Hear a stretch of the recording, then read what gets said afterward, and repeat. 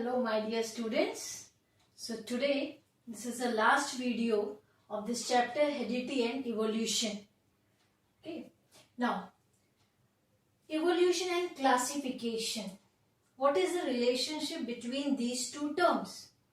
In 9th class you have studied about the classification. There are different hierarchies, isn't it? So I will not go in much detail of that. But few important points related to classification. Actually, I want to explain how these two terms are related to each other. Now, what is this classification? It is the arrangement of organisms into groups on the basis of their characteristics. Now, what is the characteristics? What this term means? Characteristics are details of appearance or behavior of the organism. So, grouping of organism depend upon the characteristic is called classification. Okay. Now, the basic characteristics that we use for classification, they are: first one, that cell act as the basic unit of all organisms. Okay. Now, nucleus. If well-defined nucleus is not present, we can say that is absent here. That will be prokaryotes. If the well-defined nucleus is present, eukaryotes. So, the first grouping of the organism, prokaryotes and eukaryotes. Prokaryotes, when well-defined nucleus is not present. Eukaryotes, when the well-defined nucleus is present. So, I have written here nucleus absent, nucleus present, well-defined. Now, nucleated. Now, under this eukaryotes. Nucleated eukaryotes are either unicellular or multicellular. So, the first classification, that is prokaryotes, eukaryotes. Okay. Now, under eukaryotes, unicellular or multicellular. Then, multicellular eukaryotes are either photosynthetic or non-photosynthetic. Isn't it? Then, under non-photosynthetic are either vertebrates or invertebrates. So, these are the different groups based upon the characteristics. Prokaryotes, eukaryotes, unicellular, multicellular, photosynthetic, non-photosynthetic, vertebrates, invertebrates. Fine. Now, we can come to the conclusion, the more characteristics two species will have in common, the more closely they are related. So, more recently, they will have a common ancestor. So, if they have more number of characteristics similar in two species, in any two species, then we can say that they have common ancestor. So, classification of species is in fact a reflection of their evolutionary relationship. So, this is the overall what I want to explain, how classification is related to evolution. So, classification of species, any species, is in fact a reflection of evolutionary relationship, how they are related to the other species. If they have common characteristics, they will come into one group. If they have different characteristics, they will be in another group. So, in one group, maybe they belong to the same ancestor, common ancestors. So, that is here the classification and evolution, in this way they are related to each other.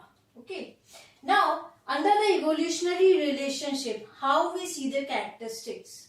So, there are two terms, homologous organs and analogous organs. Now, what is homologous organ? Organs which have similar basic structure and origin. Structure and origin, but may have different function.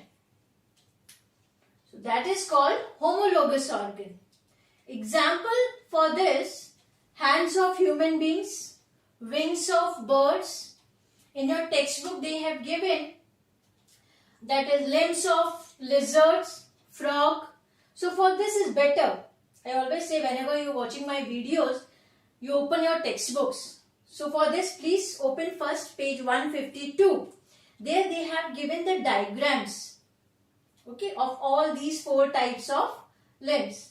Now organs which have similar basic structure and origin but different function is called homologous organ. As in the example of hands of human beings.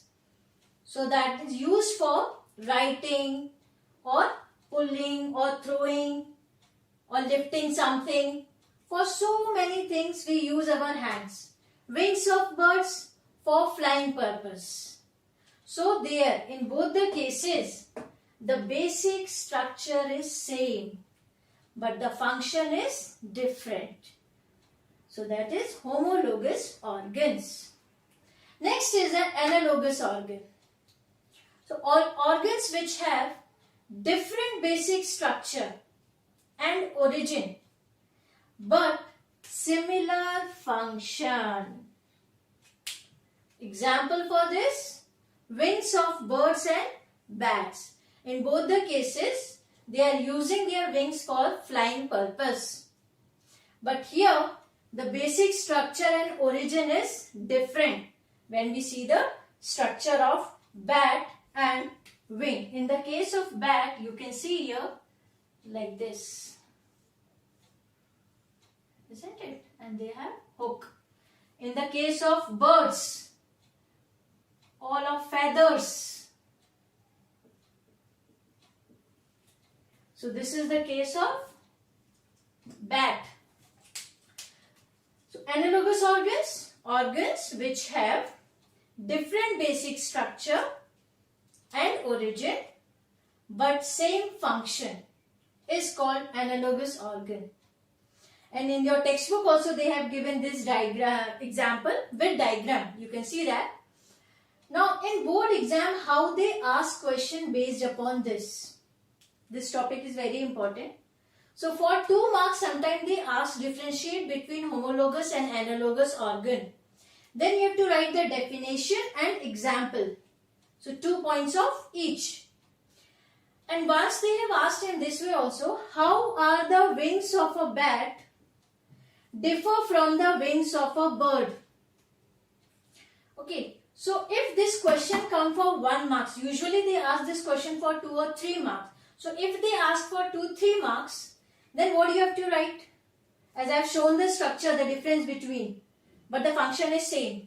See, the wings of bat are skin fold stretched mainly between the elongated fingers. So here that is skin fold and stretched in the case of bat. So wings of bats are skin folds stretched mainly between elongated fingers. But the wings of birds have feathers covering all along the arm. So here the feathery wings, here the skin, stretched skin on the elongated fingers. So this is the main basic difference between the wings of bat and wings of bird.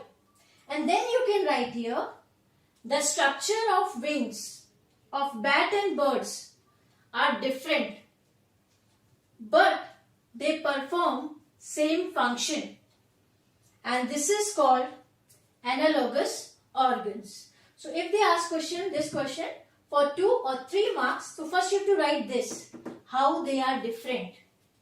So that is skin fold structure, here totally covered with the feathers, and that's why they are analogous organs.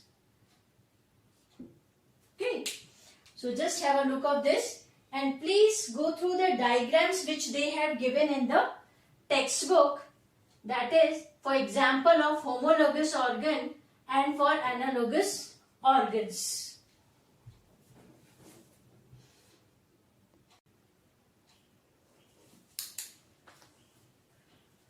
Now, fossils. What are these fossils? Dead remains of former living organisms are called fossils. And the branch of biology which deals with the study of fossils is called paleontology. Okay. Now, and fossils are mostly, where they are found? They are found in sedimentary rocks. So they take millions of years to form after the organism died. Now, how we can determine the age of fossils? Age determination of fossils. So there are two methods to determine the age of fossils. First one, by detecting the ratio of different isotopes of the same element in the fossil material. Means by studying the isotopes, ratio of isotopes of the same element in the fossil material. Okay. Next one is layer method, we can say in very short term, or else the fossil we find closer to the surface are more recent than the fossil we find deeper in layers. So which is very close to the surface of the earth, that is the recent one, and which is found in deeper layer is older one. So this is the way we can find the age of fossil. So by the layer method and by ratio, detecting the ratio of different isotopes.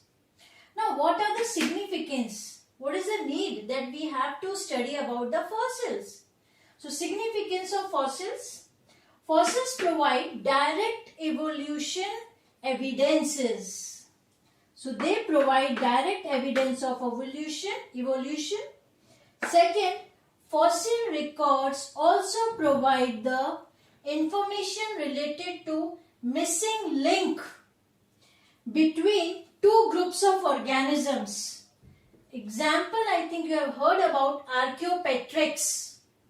Here, this is the name of that fossil. Archaeopteryx is the connecting link between reptiles and birds. Why? Because this is showing the characteristics of both reptiles as well as birds.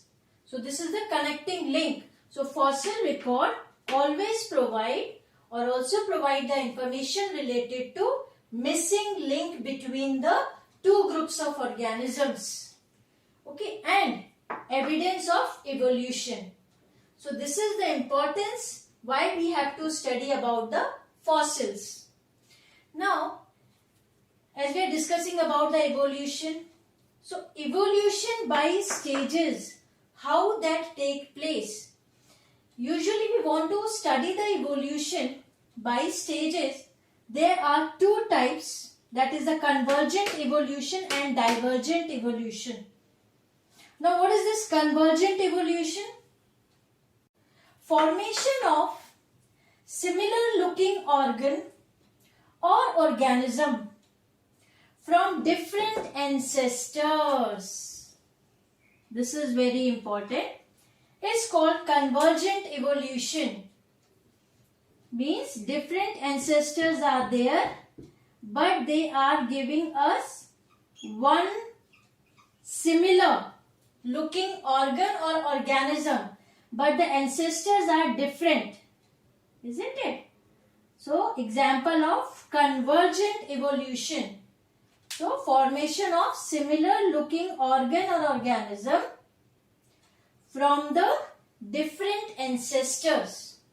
Example, there is a case of feathers of dinosaurs and birds. You know, earlier they both use these feathered wings to protect themselves from cold.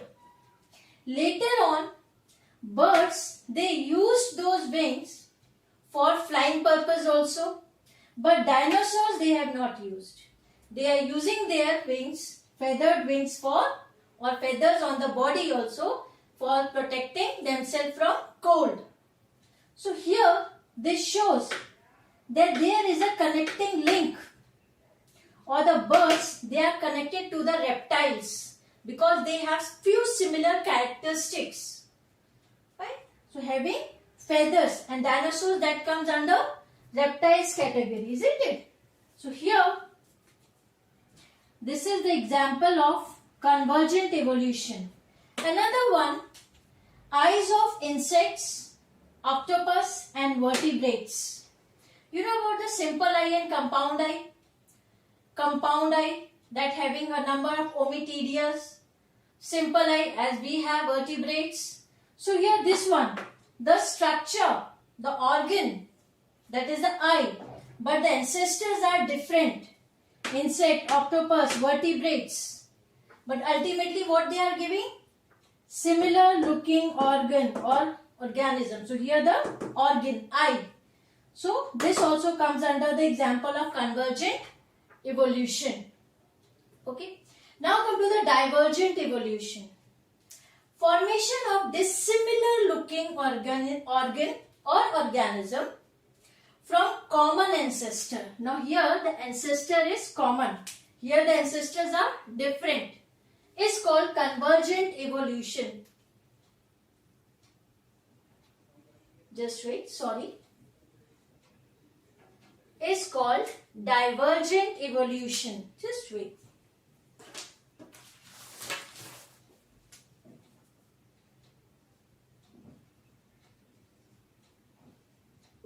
That's our mistake. Okay.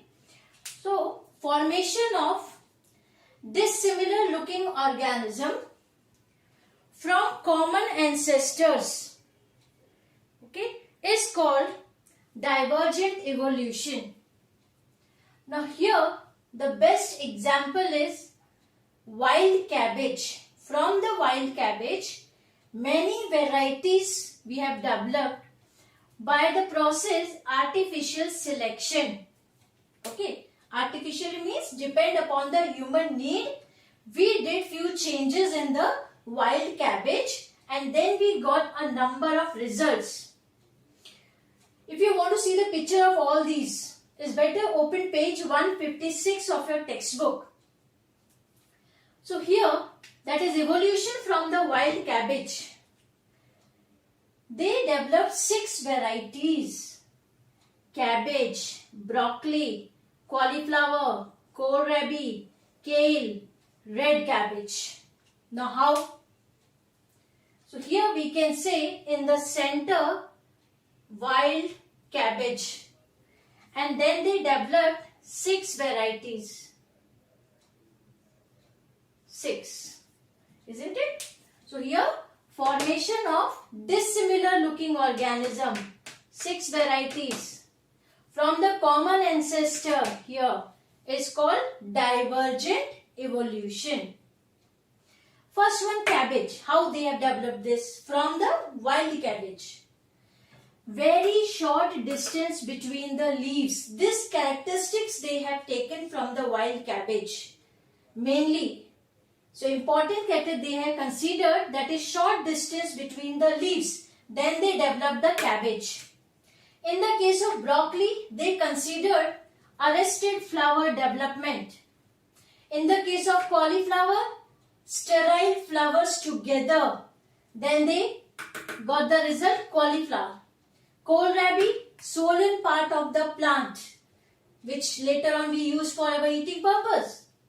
Kale, larger size leaves. This important characteristic they have considered. Then they developed the kale. Red cabbage. In this case, the shorter distance between the leaves and color of the cabbage. Red color because of the chemical anthocyanin. Okay, so these are the important things. How we got the result from the wild cabbage by doing the artificial selection. And this is the best example of divergent evolution. and this is done by the human beings, not naturally. Okay, depend upon the need of the human beings. So, evolution of wild cabbage. What are the 6 varieties? Cabbage, broccoli, cauliflower, kohlrabi, kale and red cabbage. Okay, so because in some time in the board exam for 2 marks they ask what are the 6 varieties of the wild cabbage developed by artificial selection. Then you have to just write these 6 names. And if this question asks for 3 marks, then you have to write this also, that which character they have considered and then they develop this result. Okay. Now these are the 2 stages, that is convergent evolution and divergent evolution. Now another way, as everywhere we are discussing about how we can understand the evolutionary relationship, isn't it? So there is one more way to trace the evolutionary relationship. What is that? By comparing the DNA of different species should give us a direct estimate of how much DNA has changed during the formation of these species. Means by studying the amount of DNA, by studying the detailed structure of the DNA, we can take out the evolutionary relationship of any species also. Okay, this is one of the method. Now, in board sometimes they ask the question, I think in your textbook also they have asked, give an example of the characteristics being used to determine how close 2 species are in evolutionary term. So, which characteristic you will take? So, here the characteristic of the extent of change in DNA. This characteristic we will consider. Why? Because if change in the DNA of any 2 species are less, because see, during the reproduction, sexual reproduction, okay, what happened? When the DNA genetic material pass from one generation to another, there is always a mutation or the variations occur, isn't it? So after 3 to 4 generations, those variations or mutation get accumulated and we get the species, new species with the important or any other new characteristic which is not present in the previous species. So if changes in the DNA of any 2 species are less, not much differences in the genetic material, then they are quite close to one another. So their closeness that will reflect because there is not much change in the genetic material in the structure of the DNA. But if there is a extent of change is large, okay, then what happened? Means they are not very close to each other. They are related but they have a longer distance, longer generation gap. So if the change in the DNA is very less, means they are closely related to each other. So which characteristic we have used? The characteristic of the extent of change in DNA. So by this also we can tell about the evolutionary relationship of any organism, of any species. So here, for examination point of view, this one is very important. That is the 6 varieties that we got from the wild cabbage and how we can determine the age of fossil and what are the significance. So if you really understood what I explained here about the convergent and divergent evolution, how they have developed these 6 varieties from the wild cabbage, and you are relating, yes, I can understand, I can write this answer very well in the exam. So please like and subscribe my channel. Now, one more very important thing, and the last subtopic of this chapter, human evolution.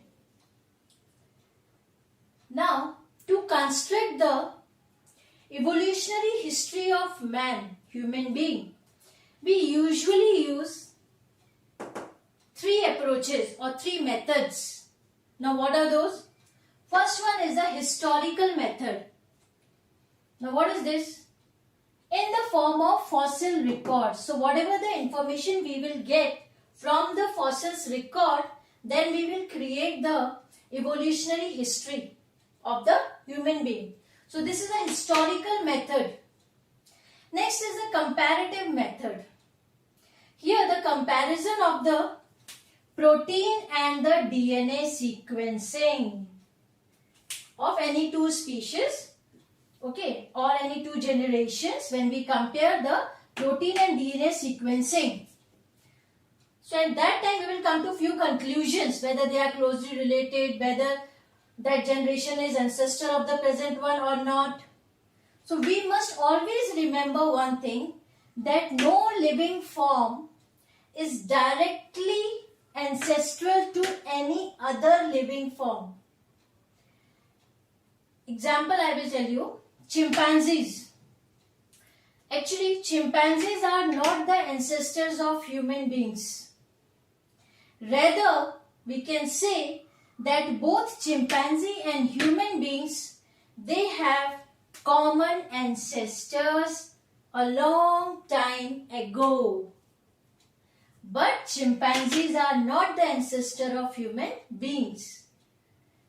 And they both, chimpanzee and human being, they have a common ancestors. So this conclusion or the information which we get by comparing the DNA, sequencing and protein. The last method, that is analytic method.